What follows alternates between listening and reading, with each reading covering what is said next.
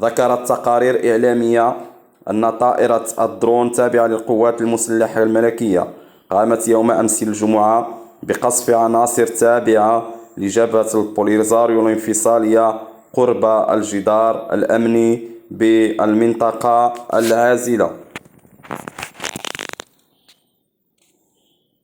وأضافت نفس المصادر أن عنصرين من الجبهة الانفصالية قتلا في قصف بالدرون استهدف عربتهما العسكرية لدى اقترابهما من الجدار الأمني انطلاقا من تيفاريتي.